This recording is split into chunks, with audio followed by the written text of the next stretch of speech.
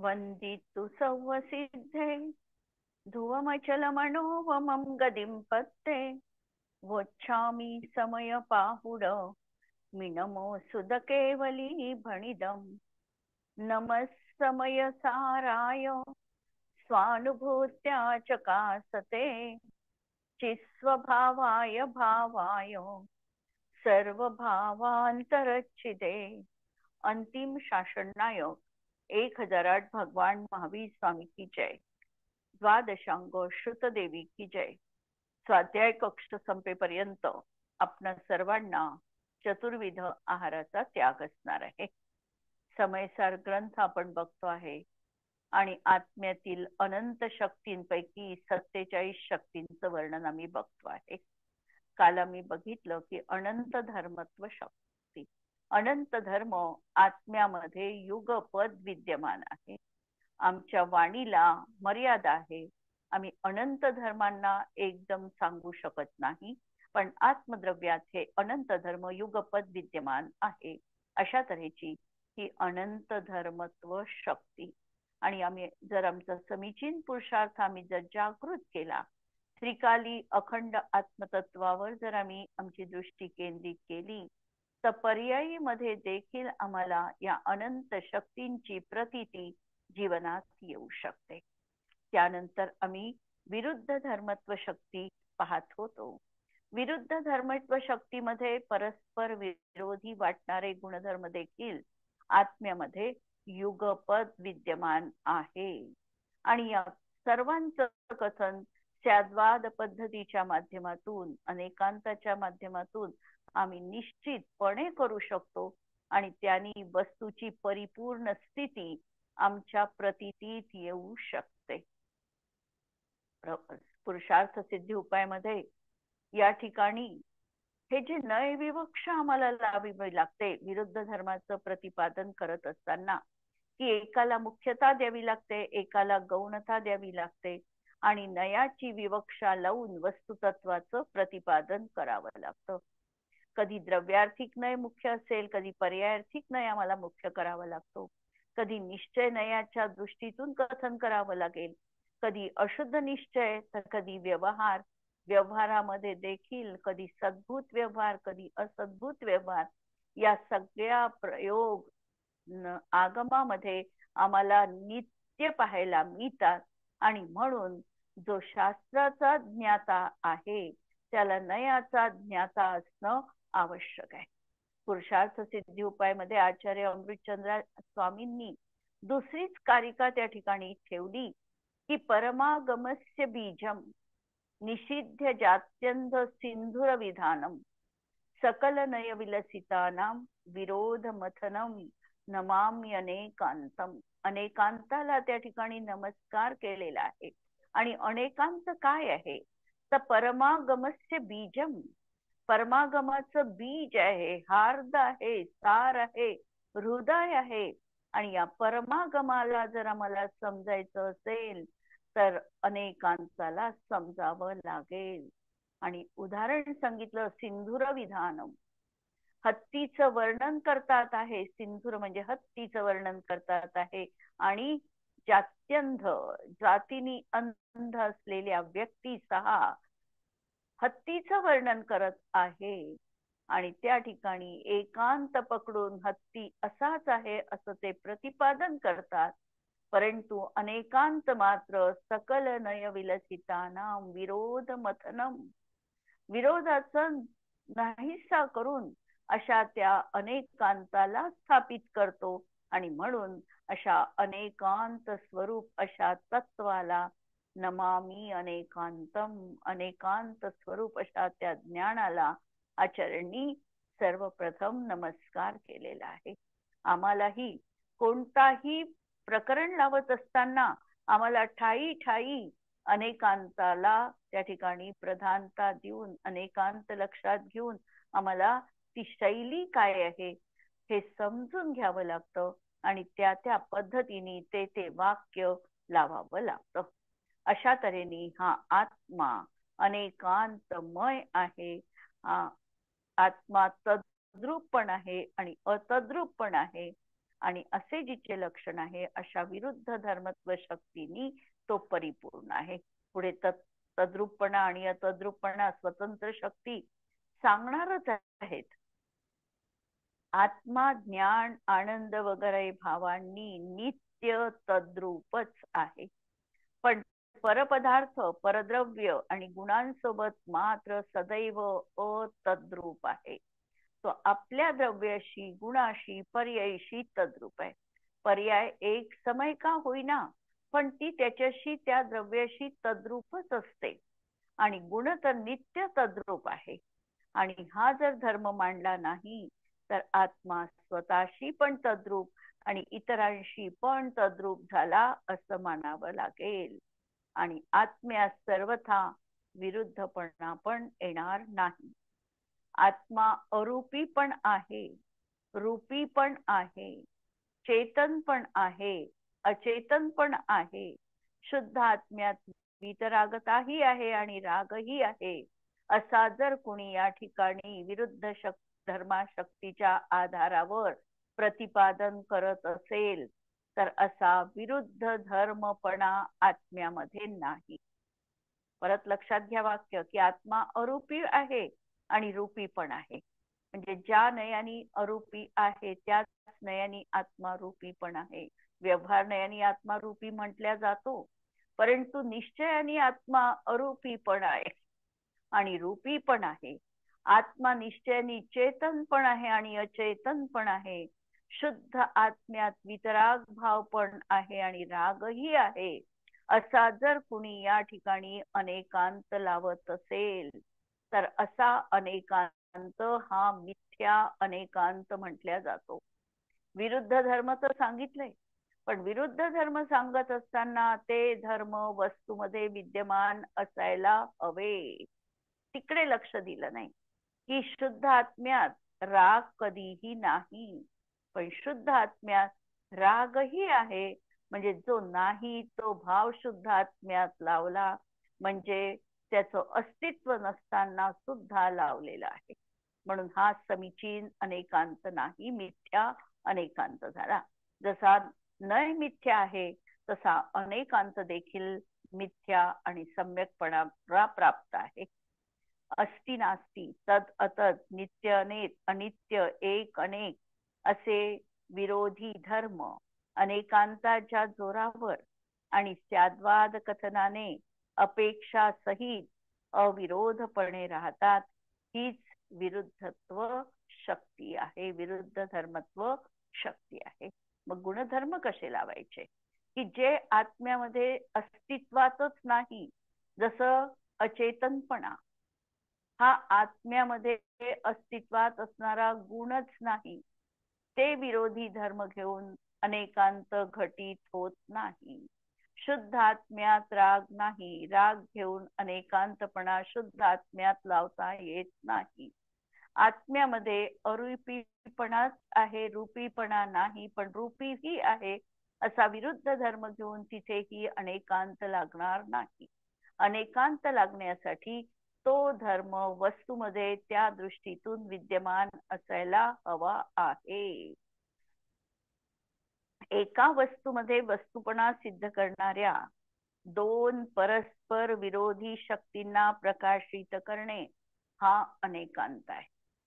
आणि आत्मा स्वतः ज्ञानरूप आहे. ज्ञेयाला जाणतो पण ज्ञेयरूप होत नाही. म्हणजे ज्ञानाशी तत्पणा आणि ज्ञेयाशी अतत्पणा आहे. दुधात थोडे विष जरी पडले तरी ते दूध अग्राह्य आहे. दुधात विषाची एक कणिका जरी पडली तरी आम्ही तो दुधाचा पेला रिजेक्ट करू, कुणालाही ते देणार नाही. ते फेकून देण्यास सारखंच आहे. मिष्टान्न आहे आणि मिष्टान्नामध्ये थोडी जरी माती मिसळली तरी देखील ते मिष्टान्न जसं फेकून देण्या योग्य आहे. किंवा विष पडल्याची शंका जरी आली की काय माहिती, माझं लक्ष नव्हतं पण बहुतेक याच्यामध्ये हे दूध काही घेण्यायोग्य वाटत नाही, अशी जरी आशंका आली तरी ते अग्राह्य आपण ठरवितो. आणि मग धर्माच्या बाबतीत धर्मात जर विष असेल तर तो धर्म कसा राहील? अग्राह्य राहील. त्या धर्मामध्ये जर बेमालूमपणे जर कुणी खोटी तत्व घुसळली असतील तर त्या धर्माला आम्हाला समीचीन धर्म मानता येणार नाही, किंवा त्या धर्मामध्ये काहीतरी मिसळ झालेली आहे अशी शंका जरी आली तरीही त्या धर्माला आम्ही समीचीन म्हणणार नाही. म्हणून धर्माचं सत्य स्वरूप आमच्या बुद्धीनी आम्हाला आकलित करावं लागेल की काय आहे. आचार्यांची प्रतिपादन शैली लक्षात घ्यावी लागेल. तत्वांची पुनरावृत्ती कशा प्रकारची केली जाते, तत्व नेमकं काय आहे, तत्व किती सत्यांश रूप आहे, या सगळ्यांची शहानिशा करून धर्माची स्वीकृती सर्वप्रथम बुद्धीनी श्रद्धेला द्यायला हवी. जसे आचार्य समंतभद्र स्वामी होऊन गेले आणि त्यांनी आप्तमीमांसा नावाचा ग्रंथ लिहिला. त्या ग्रंथामध्ये ते पहिल्यांदाच लिहितात की भगवन, मी तुला नमस्कार करणार नाही, मी तुला परीक्षा घेईल प्रथमतः आणि नंतर मी तुला नमस्कार करेल. तुमच्या जवळ चामर आहे, नभोयान आहे, अनेक विभूती आहे, म्हणून मी तुम्हाला नमस्कार करेल अशी बिलकुल आशंका अंतरंगात ठेवू नका. हे तर मायावीशी अपि दृष्टानी, मायावी लोकांजवळ सुद्धा या वस्तू आम्हाला पाहायला मिळतात. जसं रेवती राणीच्या बाबतीत आम्हाला कल्पना आहे, जेव्हा 3 दिवस पर्यंत 3 तऱ्हेचे रूप घेऊन, ब्रह्मा विष्णू महेश रूप घेऊन त्यांनी आपला प्रताप दाखविला, रेवती राणी त्या ठिकाणी गेली नाही. 4थ्या दिवशी मात्र समवशरणाची रचना केली. आज तरी रेवती राणी नक्की येणारच हा अकाट्य विश्वास त्या देवाला होता, जो परीक्षा रेवती राणीची घेत होता. पण रेवती राणीने त्यावरही उत्तर दिलं की 24 तीर्थंकर होऊन गेलेले आहे, 25वे होणं नाही आणि मी भगवंतांना तिथे नमस्कार करणार नाही. समंतभद्र आचार्यांनीही तेच सांगितलं की मी माझा नमस्कार ही शिवपिंड या ठिकाणी सहन करू शकणार नाही, त्यामध्ये ती शक्तीच नाही. आणि असं म्हणताना जसं चंद्रप्रभ भगवंतांचं त्यांनी स्तवन सुरू केलं की चंद्रप्रभम चंद्रप्रभम चंद्रमरीचि गौरम चंद्रम द्वितीयम जगतीव कांतम वंदेभिवंद्यम महतां ऋषींद्रम जिनम जित स्वांत कषाय बंधम. वंदे हा शब्द उच्चारला दुसऱ्या ओळीतला पहिला शब्द, आणि वंदे हा शब्द उच्चारल्याबरोबर त्या ठिकाणी चमत्कार घटित झाला. ती शिवपिंड दुभंगली आणि चंद्रप्रभूची स्फटिकाची मूर्ती त्या ठिकाणी प्रगट झाली. लाखो लोकांनी हा चमत्कार डोळ्यांनी बघितला. तो शिवकोटी राजा देखील जैन बनला. समंतभद्र आचार्यांची परीक्षा प्रधानी वृत्ती की मी भगवंतांना नमस्कार करतो, पण कोणत्या? जे वितरागी सर्वज्ञ आहेत त्यांना मी नमस्कार करेल. बाह्य विभूतींनी परिपूर्णता जीवनात असेल तरीही मी नमस्कार करणार नाही, हा त्यांचा प्रण होता. तर अशा तऱ्हेने धर्म आम्हाला आमच्या बुद्धीनी प्रथमतः निर्भय आहे काय, परीक्षा प्रधान असू आम्ही, तर तेही तपासता यायला पाहिजे. पण त्यासाठी आम्हाला धर्माचं बेसिक ज्ञान असायला पाहिजे. धर्म म्हणजे नेमका काय आहे हे आम्हाला समजलं पाहिजे.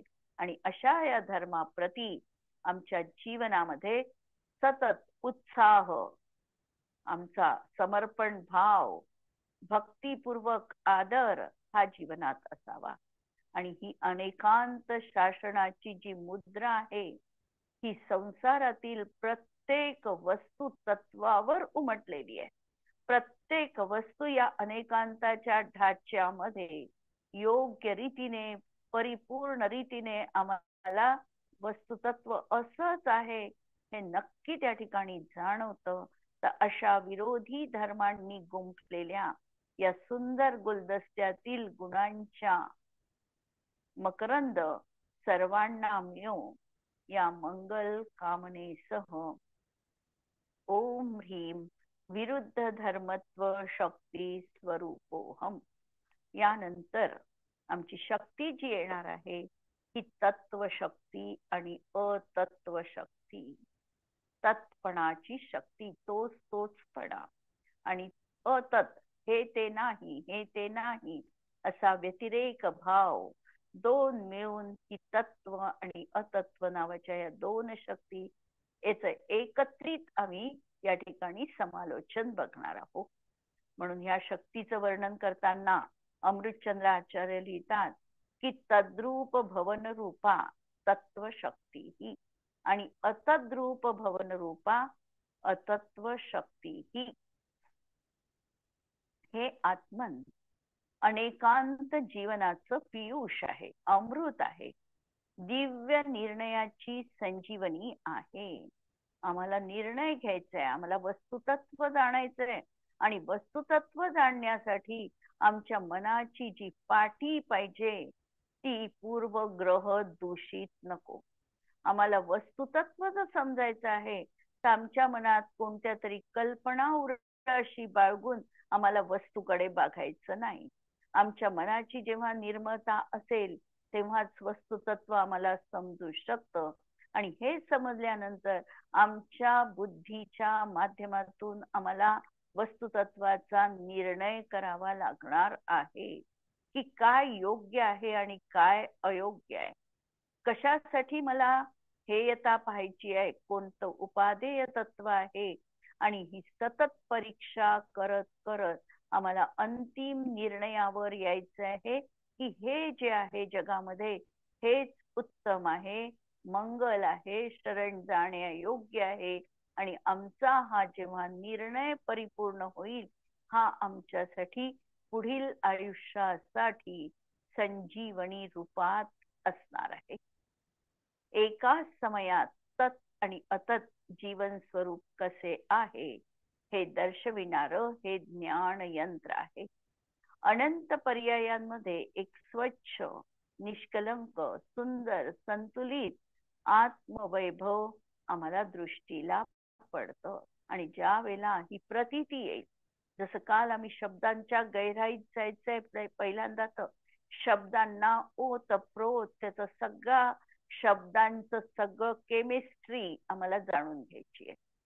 शब्दांची केमिस्ट्री जाणल्यानंतर आम्हाला अर्थामध्ये यायचंय की याच्या माध्यमातून कोणता अर्थ आम्हाला लागतो. शब्द एक असेल, अर्थ अनेक निघू शकतात. सर्व बाजूंनी त्याला आम्हाला पारखून घ्यायचं आहे.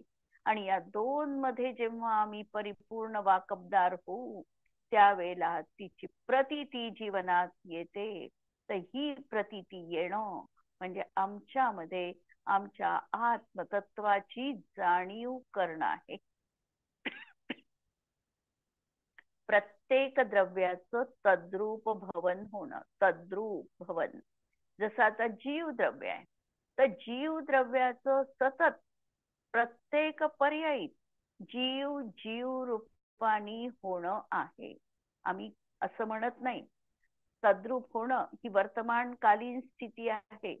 जसा झाड आहे, वास्तविकतः आम्ही बोलतानाची भाषा आमची अशी आहे की झाड आहे, परंतु आहे म्हणताना आम्ही त्या ठिकाणी फुल स्टॉप दिला की झाड आहे बा. पण जर आम्हाला हे शब्द योग्य पद्धतीने सांगायचे असेल तर झाड भवनरूप होत आहे. प्रति समय झाड झाड झाड रूप आहे. म्हणजे झाडाचं झाड रूपानी भवन म्हणजे होणं हे सुरू आहे. ही आहे तद्रूप शक्ती. मी आहे असं म्हणणं ही एक स्थिर घटना झाली, परंतु मी होत आहे, आत्ताही होत आहे. मी जीव रूपानी मागेही होत होतो, आताही आणि होत आहे. हे जेव्हा आम्ही म्हणू की जीवत्व रूपानी होणं हे तद्रूप भवन आहे. आणि असं हे आम्हाला तद्रूप भवन पाहायचं आहे. म्हणून प्रत्येक द्रव्याचं तद्रूप भवन ही आहे तत्शक्ती. आणि त्या समयात ते द्रव्य परद्रव्य रूप जडरूप भवन न होणे. दुसरा जो परपदार्थ आहे त्या परपदार्थ रूप हा जीव द्रव्य तिथे होत नाही. परद्रव्य रूप त्याचं भवन चालू नाही. त्या द्रव्याचं त्याच्या रूपाने भवन होणं आहे. आणि हे जीव द्रव्य रूप नाही, ही झाली जीवाची अतशक्ती. त्याच्या दृष्टीने बघितलं तर त्याचं ते तद्रूप झालं आणि त्याच्या दृष्टीने जीव अतद्रूप झाला. तर असं परस्पर सापेक्षता इथे बघायची आहे. परस्पर विरुद्ध वाटणाऱ्या पण अविरोधी असणाऱ्या ह्या शक्ती आहेत, तद्रूप अतद्रूप. स्वधर्म व्यापक शक्ती आम्ही बघितली पहिल्यांदा. यामध्ये आत्मा आपल्या सर्व धर्मात व्यापक आहे हे बघितलं. त्यात काही धर्म साधारण आहे, काही असाधारण होते, काही साधारण असाधारण होते, असे हे अनंत धर्म आहे. विरुद्ध शक्ती हे सांगते की ते परस्पर विरोधी वाटतात, पण वस्तूमध्ये अविरोधपणे एका समयात आहे.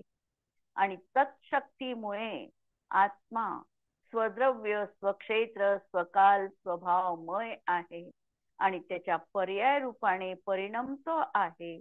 तर अतत्व शक्तीमुळे तो परद्रव्य, परक्षेत्र, परकाल आणि परभाव रूप नाही आणि त्यांच्या पर्याय रूपानेही परिणमित नाही. हे जे पर्याय रूपाने परिणमत हे भवन रूप होणं आहे आणि पर्याय रूपाने परिणमित नाही हे तत्पणाचं अतत्पणाचं भवन रूप होणं आहे.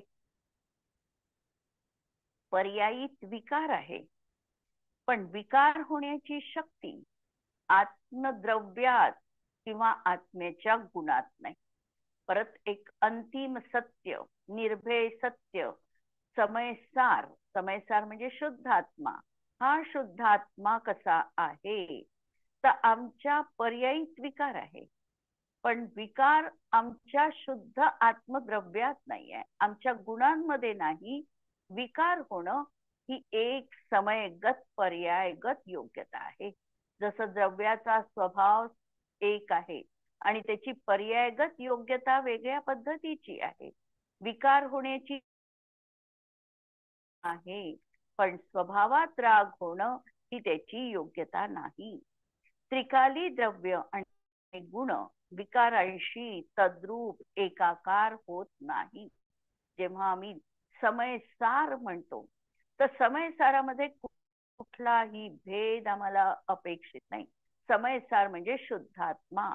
या शुद्धात्मा हा कधीही विकाराशी तद्रूप होत नाही, म्हणून तद्रूप एकाकार होत नाही. ही त्याची जीवाची अतशक्ती आहे.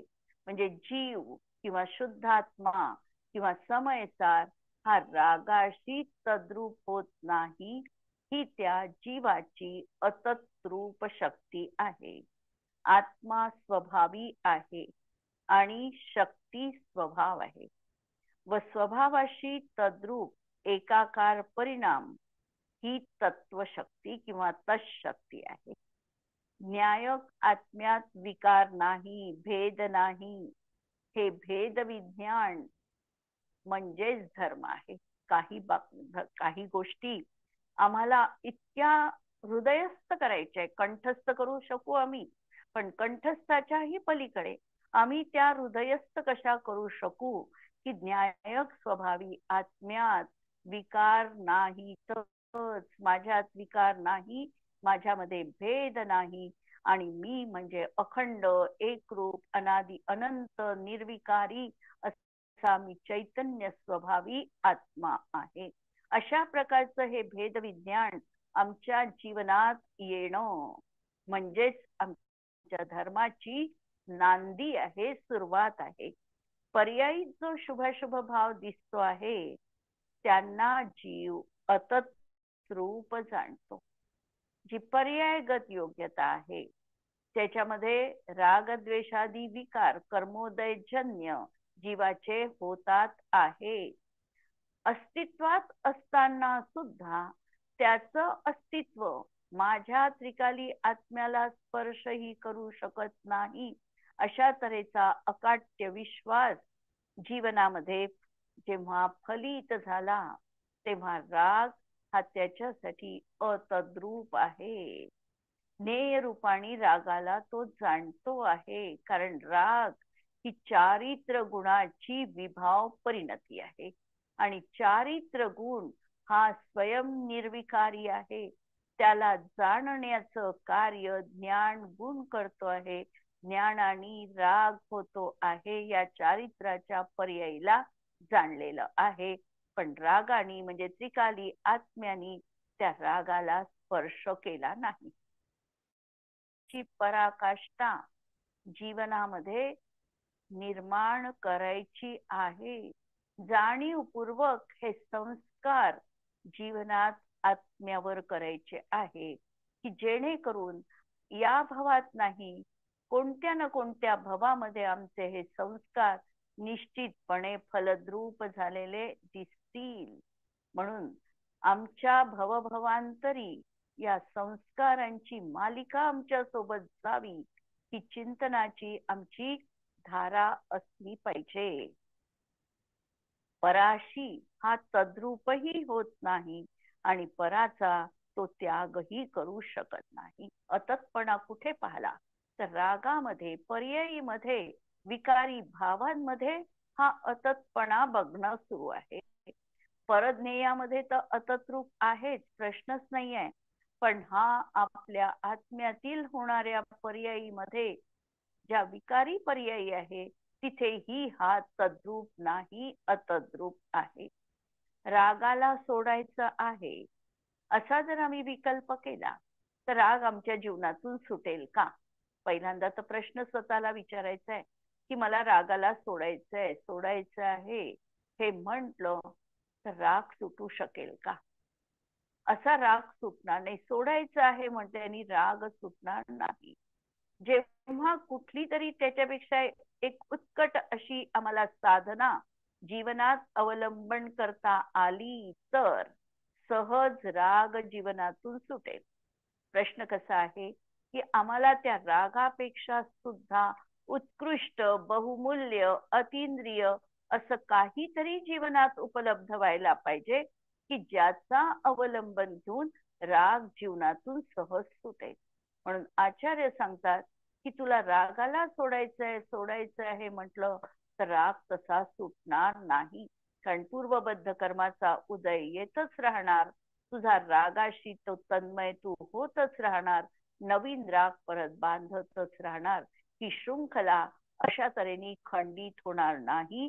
तर तू ज्या वेळेला तुझ्या शुद्ध आत्मतत्वाकडे लक्ष एकाकार करशील की मी राग रहित आहे, राग माझ्या स्वभावात नाही, आत्ताच्या पर्यायीत राग होतो आहे, पण मी केवळ त्या रागाचा ज्ञाता आहे, माझा स्वभाव राग रहित आहे, ही ज्या समयात आम्ही आमच्या आत्म्याला बजावून सांगू आणि या अंतर्मुख होऊन वितरागी अरागी अशा आत्म्याला आम्ही अवलंबन घेऊ, त्यावेळेला पर्यायी मधून राग सहज निवृत्त होणार आहे.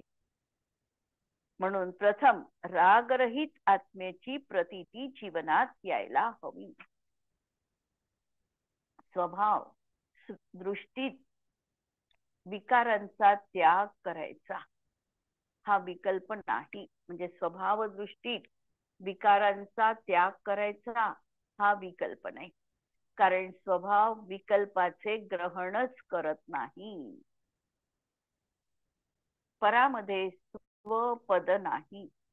विकार जीवाच्या समीचीन पद नाही, ते अपद आहे. परद्रव्य हे आत्म्यासाठी कधीही स्वपद असू शकत नाही. परद्रव्य हे आमच्यासाठी परघरच आहे. म्हणून एक सुंदर असं की हम तो कबहुन निज घर आयो, परघर फिरत बहुत दुःख पायो. प्रत्येक वेळेला आम्ही पराला आत्मत्व बुद्धीनी बघून अनेक प्रकारचं दुःख भोगत आलो, पण कधीही आम्ही आमच्या निज घरामध्ये प्रवेश केला नाही. आणि हे आचार्य आम्हाला निज घर आमचं कसं आहे, निज पद आमचं कोणतं आहे हे सांगतात आहे. जो पराशी एकत्व मांडतो तो संसारात रुळतो आणि स्वमध्ये एकत्व बघणारा संसारातून तिरून जातो. अशा अनंत वृद्धी संपन्न चैतन्य तत्वावर दृष्टी एकाकार व्हावी या मंगल कामनेसह ओम ह्रीम तद्रूप भवन शक्ती स्वरूपोहम आणि ओम ह्रीम पररूपेण परिणमना अतद्रूप भवन शक्ती ही स्वरूपोहम. अशा तऱ्हेने या दोन शक्ती एकत्र आपण बघितल्या. आणि यानंतर पुढची 31 आणि 32 नंबरची शक्ती आमची असणार आहे एकत्व शक्ती आणि अनेकत्व शक्ती. हे जे चार युगल आहे तत् अतत एक अनेक नित्य अनित्य अस्ति नास्ति या दृष्टीतून या शक्तींचं कथन या ठिकाणी सुरू आहे. एकत्व शक्ती आणि अनेकत्व शक्ती. एकत्व शक्तीमध्ये आमच्या या द्रव्यामध्ये व्यापक असणाऱ्या अनेक पर्याय आहे. कारण आत्मद्रव्य आहे आणि या आत्मद्रव्यापासून प्रतिसमय पर्याय होते आहे. या अनंत पर्यायींमध्ये व्यापक असलेलं एक द्रव्य असं अनुस्यूत आहे. तर या अनेक पर्यायांच्या मध्ये व्यापक असलेल्या एकत्वाला आम्हाला बघायचं आहे आणि ती असणार आहे एकत्व शक्ती. आणि एकत्व असताना सुद्धा हा आत्मा प्रतिसमय ना एक एक या क्रमाने पर्यायांचा याचा सिलसिला सुरूच आहे. ही त्याची असणार आहे अनेकत्व शक्ती. म्हणून एकत्व शक्ती ही अनेक पर्याय व्यापक एक द्रव्य मयत्व रूपा एकत्व शक्ती. म्हणजे अनेक पर्यायींमध्ये व्यापक अनंत पर्यायी होतात आहे. प्रतिसमय एक पर्यायी अनादिकालापासून अनंत काळापर्यंत या पर्यायी होणार आहेत. या पर्यायींमध्ये व्यापक असलेलं एक द्रव्यमय रूपता असणारी ही एकत्व शक्ती. परंतु हे तेच द्रव्य आहे, हे तेच द्रव्य आहे, हे त्या एकत्व शक्तीने आम्ही आयडेंटिफाय करू शकलो की हे तेच द्रव्य आहे. म्हणून अशा तऱ्हेने एकत्वाला बघणं ही एकत्व शक्ती झाली. आणि दुसरी सांगितली अनेकत्व शक्ती ही एक द्रव्य व्याप्य.